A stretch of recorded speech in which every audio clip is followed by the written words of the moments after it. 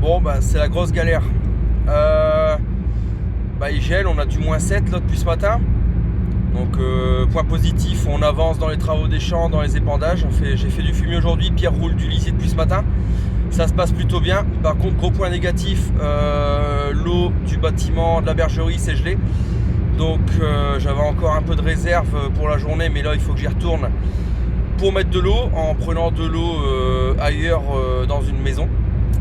Donc c'est la galère. Et deuxième grosse galère, on a une énorme coupure de courant dans la région qui fait que j'ai pas de courant au bâtiment Avaux, donc je ne peux pas faire mon boulot.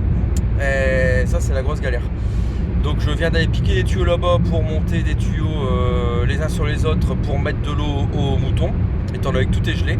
Et ils nous annoncent du -7 toute la semaine, donc à mon avis ça va pas dégeler avant une dizaine de jours. Donc je suis bon pour mettre de l'eau avec un tuyau pendant toute la semaine. Mais la grosse galère qui m'inquiète, c'est qu'il n'y a pas de courant au bâtiment Avaux, donc je ne peux ni mettre de lait, ni mettre de concentré, puisque mes vis concentrées fonctionnent avec du courant. Mon distributeur de concentré, bon lui il est chargé, il aurait pu faire une ration ce soir, mais s'il n'y a pas de granulés dedans il sert à rien. Et tous mes automates de préparation de lait, sans courant ça marche pas. Et je suis pas équipé de génératrice, parce que c'est très rare ce genre de choses. Donc ce qui fait que c'est la grosse galère. Donc là il est presque 20h, je vais m'occuper de mettre de l'eau aux brebis. Pierre roule du lisier justement sur le deuxième site. Si le courant revient, il va m'appeler pour que j'aille faire mon travail là-bas. Mais bon, c'est pas gagné. Donc c'est une journée qui se termine de manière pas tellement facile. Mais bon, c'est aussi ça le métier, c'est savoir s'adapter en toutes circonstances, au froid, aux chaleurs, aux coupures de courant, aux pannes. Voilà, c'est ce qui fait aussi le charme du métier. Voilà, allez, je vous reprends après. Bon voilà, alors ce que je vais faire, la bergerie est là. Tout ce qui est tuyauterie, c'est gelé et ça dégèlera pas tant que les températures ne seront pas positives. Donc j'ai ramené du deuxième site des tuyaux. Là je me sers du tracteur pour m'éclairer parce que j'ai pas trop de lumière ici. Je vais prendre de l'eau, traverser cette porte là, traverser la grange, aller de l'autre côté. Apparemment il y a un tuyau qui n'est pas gelé. Je vais me piquer dessus, je vais traverser toute la cour avec des tuyaux et aller mettre à boire aux brebis. Allez, c'est parti.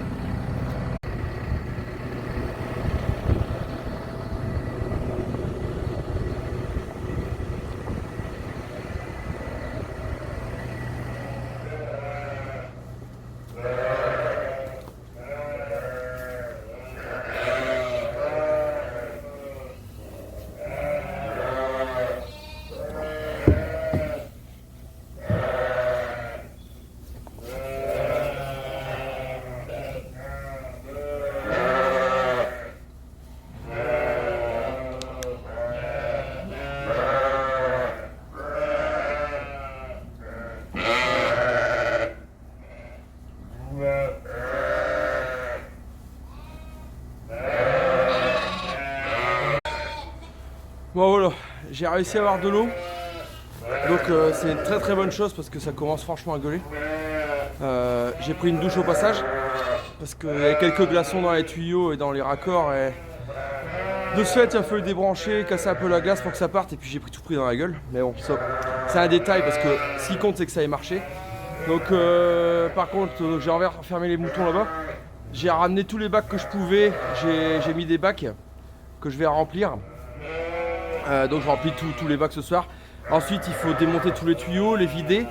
Et il va falloir tout purger le circuit et couper l'eau au compteur dans le puisard qui est isolé lui. Donc puisard isolé, ça gèlera pas. Mais par contre il faut qu'on purge tout pour dire que ça recommence pas demain matin. Donc on a déjà tout un réseau qui est gelé. Si le deuxième réseau gèle, là on est mort. On n'a plus qu'à transporter de l'eau avec des bidons ou je ne sais quoi. Donc ce serait encore plus la galère. Voilà. Bon sur ce, je vais vous laisser pour ce soir et je vous reprendrai un petit peu plus tard pour des épandages, des choses comme ça, parce qu'on va continuer à avancer. On est mardi, on va continuer à avancer sur du lisier, sur des épandages de fumier, de compost, etc. Étant donné qu'il va geler toute la semaine.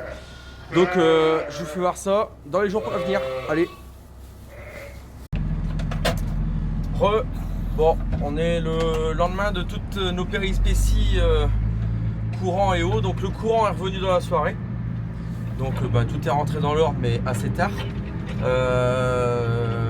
L'eau toujours embêtée ce matin, bien sûr. On a encore eu du -7, -8, donc toujours embêté. Donc maintenant on a vite pris le truc, on s'embête plus, hein, c'est gelé, c'est gelé. On prend les tuyaux et puis on roule. Le bâtiment à Vaux, pareil, c'était gelé. Bon là c'est pareil, on a de l'eau chaude en permanence, donc c'était pas mal de temps passé, mais ça s'est bien passé, on arrive à dégeler assez facilement. Voilà. Et là on a un petit creux cet après-midi. On a fini les épandages de lisier qui étaient prévus. Et on attaque des épandages de fumier pour 3 jours à partir de demain. Donc on bricole un petit peu pour préparer les terrassements sur le deuxième site pour construire la bergerie, faire les plateformes, stockage matériel. Donc on a pris le 154 vert, voilà, avec le chargeur. Et vous pouvez voir au bout là-bas, Pierre est avec le 154 rouge et la 10 tonnes. Donc la 10 tonnes c'est notre benne à tout faire. C'est notre benne à faire du brin, comme entre guillemets. Donc on fait des branches, on fait de la terre, on fait tout le brin qu'on a à faire, on le fait avec. Ça évite d'abîmer les grosses bennes. Voilà. Donc on va stocker tout ça dans un trou, les branches, etc. On va remettre de la terre dessus. Et puis ça pourrira là. Et comme ça, on aura bien avancé. On n'aura plus que toutes les plateformes qui doivent être terrassées seront à propre. Et on aura profité du gel pour pas tout salir et tout abîmer. Allez, on regarde ça.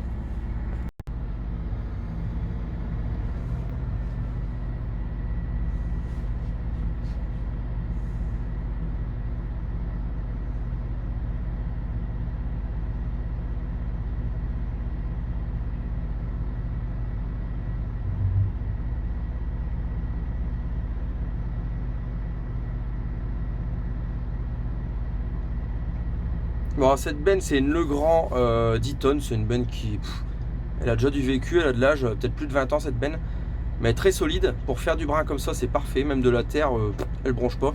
Ce qu'on a fait c'est que le compresseur a été claqué, donc on a tout passé en hydraulique, on a mis un gros flexible et on a tout passé en hydraulique. Allez, on va repousser ça.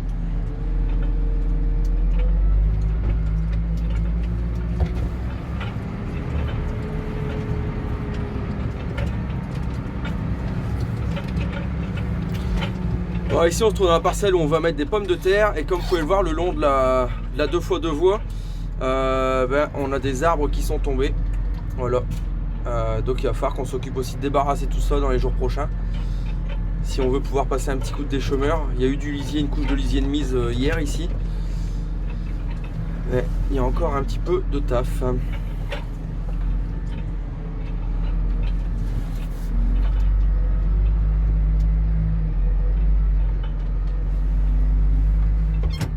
Alors ici dans le coin de la parcelle, il y avait un ancien pâtrier pour aller dans la partie du bas. La partie du bas qui a été expropriée pour faire un bassin de, on peut le voir là-bas, un bassin de rétention d'eau. Donc le pâtrier, il n'a plus lieu d'être. On va le reboucher parce que c'est pas le fait de perdre 10 mètres carrés de terrain, ça je m'en tape. De toute façon c'est un coin. C'est plutôt le fait d'avoir un trou là et en cas de moisson ou de récolte la nuit, c'est un truc à foutre une benne ou le cul de la batteuse dedans. Et ça m'intéresse pas. Donc on va reboucher tout ça, on va mettre des branches, on va mettre de la terre. Et ce sera très bien. Allez, on continue, on va aller recharger une benne.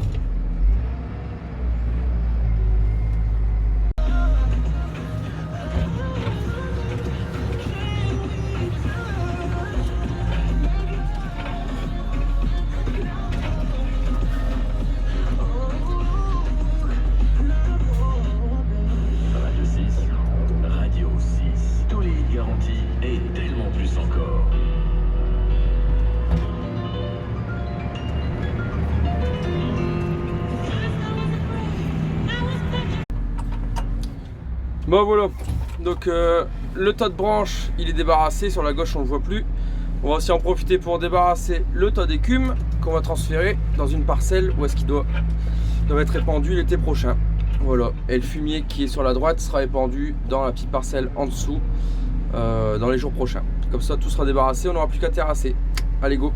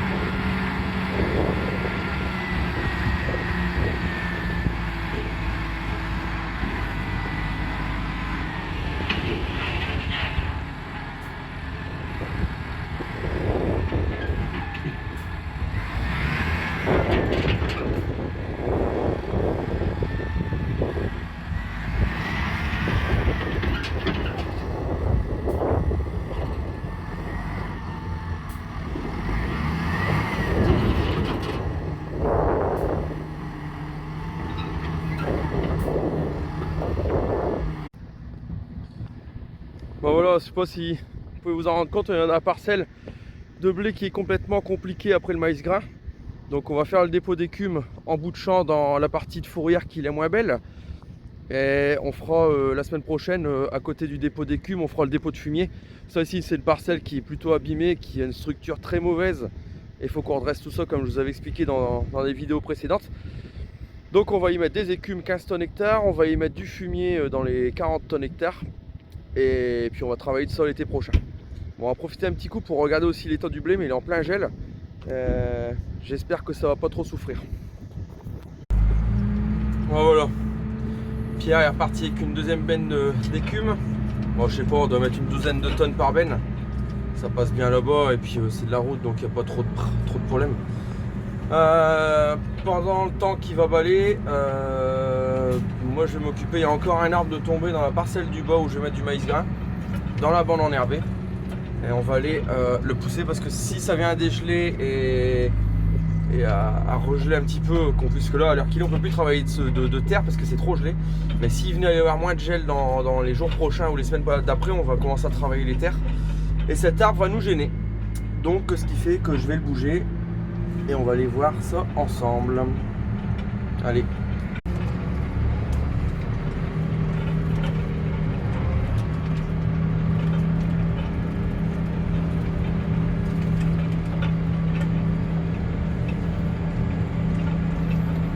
Ici c'est une parcelle de fond qui verra donc en maïs grain cette année. Et quand je dis parcelle de fond, c'est parcelle de fond puisque bon, l'arbre il est là, on va s'en occuper. Ici regardez, voilà, il y a de l'eau qui est restée, donc je vais faire une petite tranchée là-bas pour évacuer la flotte. Et ce qui s'est passé, c'est qu'il y a environ une quinzaine de jours, 15 jours, 3 semaines, courant janvier, on avait la fosse à lisier qui était prête à déborder. Donc on a voulu tirer quelques tonneaux de lisier. Et puis le pépin, c'est qu'on s'est planté avec la tonne, mais alors quelque chose de méchant. Le tracteur, il y avait de la terre jusqu'au goujon de roue. La tonne était plantée, la flèche touchée par terre.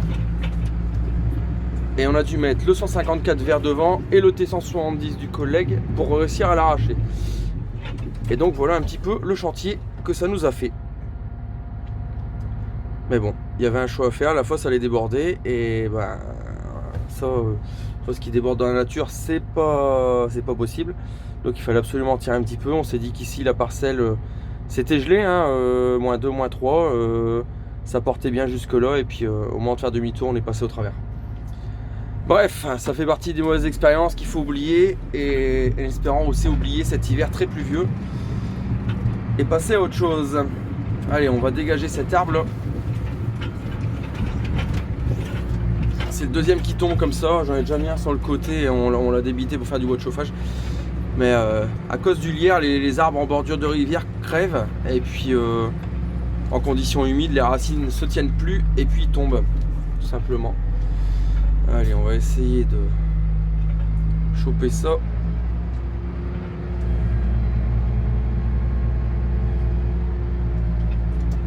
Voilà. Bon, c'est l'avantage d'avoir un 200 chevaux sur le chargeur. C'est que, hormis les chenilles, autrement c'est un bulle. Voilà. Alors, sur le côté, il nous gênera pas. On débitera ça pour faire du bois de chauffage quand on aura le temps, même voir l'année prochaine, le lierre sera crevé, ce sera pas plus mal.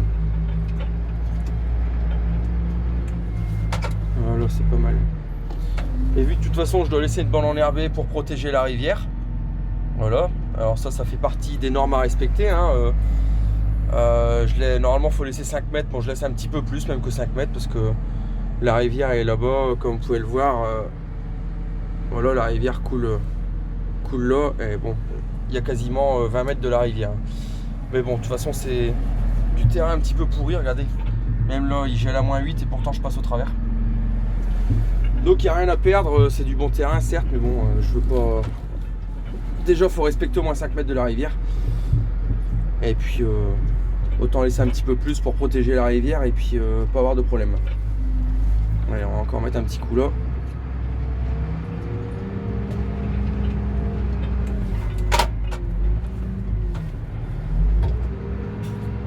Allez, regardez là-bas, avec le soleil qui va se coucher, c'est plutôt sympa. J'ai encore 2-3 branches à ramasser là. Excusez-moi parce qu'avec une main c'est pas évident de manipuler le chargeur.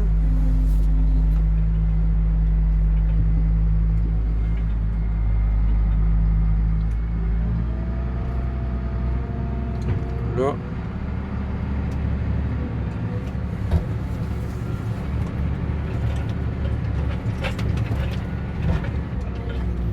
Voilà, ce sera bien pour cette fois. Voilà, un petit peu, s'il n'y a pas d'autres choses qui traînent tant que j'y suis. Apparemment non, c'est bon pour ce côté-ci. C'est bon aussi pour ce côté-là. Bon bah c'est parfait. Alors le chargeur, il se manipule simplement avec ce petit joystick. Je sais pas si vous avez déjà fait voir. Alors là, voilà, on lève. Ici, on baisse. Là, on gave vers le haut. Ici, on gave vers le bas. Voilà. Quand j'appuie ici, parce que j'ai deux fonctions, quand j'appuie ici et que je fais ça, je ferme ma pince.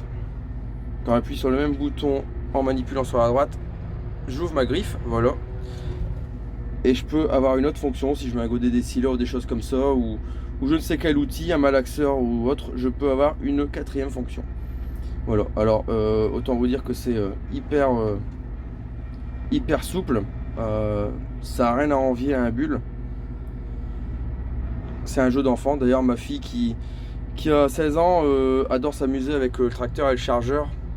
Bon, pour faire un petit peu tout et n'importe quoi, mais elle adore jouer avec parce que c'est d'une simplicité enfantine.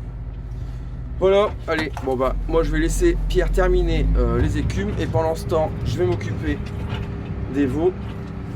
Et puis on va voir un petit peu après ce qu'on attaque pour la soirée. Bon voilà, comme vous pouvez le voir, la nuit est en train de tomber, enfin le soir arrive, coucher de soleil. Il est quasiment 18 h, un petit peu moins. Pierre a pris le relais pour les écumes, il va terminer ça pendant que moi je vais nourrir les veaux. Et je vais vous montrer, on a la fosse qui était carrément limite. Je vous mets 2-3 photos après. Bon, on a pompé, on a enlevé 350 mètres cubes. Bon, vous voyez, il y a encore de quoi, hein. Il y a encore 650 à enlever. Elle était à peu près, elle était à 1000, elle était pleine entièrement. Donc voilà. Bon, j'en profite pour faire le tour avec vous ici. Donc la fosse qui se trouve ici. À ma droite, le bâtiment Vaux. Donc là, on se trouve à l'arrière du bâtiment Vaux. Et donc ici, en contrebas, bon là j'ai un puits de perte à créer pour les eaux de pluie. Donc on va créer un puits de perte avec des grosses caillasses, on va faire un puits. 5-6 mètres de profond avec des gros blocs pour drainer la flotte. Et ici, tout ce terrain là, voilà, ça va être notre construction bergerie. Donc terrassement, mise à niveau du terrain et construction de la bergerie. Ça va venir là, hop, ici comme ça, un petit peu plus, ouais, environ jusqu'au tôle là-bas, jusqu'au plateau, un peu plus loin que le plateau. Voilà. Donc ce qu'il nous reste à faire ici, bon déjà ici j'ai un plat d'à peu près 4 mètres pour entretenir le bâtiment Vaux. Il y a un talus de 3 mètres. Ce qu'on va faire c'est que le terrassement, on va prolonger le talus, relaisser 4 mètres et construire la bergerie 4 mètres après le talus pour laisser à nouveau une plateforme de 4 mètres le long de la bergerie pour l'entretenir. Donc ici ce qui reste à faire, c'est débarrasser tout ça. Il y a pas mal de branches là encore qui ont été entreposées là il y a quelques années quand on a coupé la haie. Donc il y a tout ça à débarrasser. Bon après le plateau et puis les petites tôles là-bas, bon ça c'est du brin à débarrasser mais c'est pas très gênant. Il y a encore un petit peu de bois là-bas à faire et à débarrasser. Donc je vais me péter la gueule. C'est gelé quand même putain. Donc voilà ce qui reste à faire ici pour dire d'attaquer le terrassement. Bon il n'y en a pas pour des heures mais il y a quand même un petit peu de travail. La bergerie qui va venir à peu près jusque là. Donc vous voyez la fosse à lisier qui est là-bas. On va laisser environ une dizaine de mètres en retrait pour la fosse à lisier, pour créer une plateforme de retournement pour faire demi-tour avec les tracteurs pour quand on va passer alimenter les moutons. Il y aura un couloir central dans la bergerie, on fera demi-tour au bout côté fosse et on reviendra pour alimenter le deuxième côté. Et la bergerie fera 26 mètres de long, donc va arriver environ là. Et là, on a notre réserve incendie. Voilà, pareil, il y a des normes à respecter. Il faut qu'il y ait, il me semble de mémoire, d'après le gars qui s'occupait du permis de construire, je crois que c'est 30 mètres du coin de la bergerie jusqu'à la réserve incendie. Bon, de toute façon, le permis de construire accepté, c'est que tout était dans les normes, dans les clous. Voilà, alors j'aurai aussi la marge à l'avenir. C'est pas un projet qui est à l'ordre du jour pour l'instant, mais pourquoi pas créer une deuxième bergerie identique ou un deuxième bâtiment identique à côté de la première. J'aurai encore la place avant d'arriver à la limite de propriété. Voilà, tout simplement. Bon bah sur ce, je vais vous laisser là-dessus. Vous laisser sur ce coucher de soleil là. Ma foi, la vue est pas trop mal. Je vous laisserai là-dessus pour cette vidéo et je vous dis à bientôt pour une prochaine. Allez, salut, bonne soirée, enfin bonne soirée pour moi, bon courage, mais à bientôt et puis bonne continuation pour vous. Allez, ciao.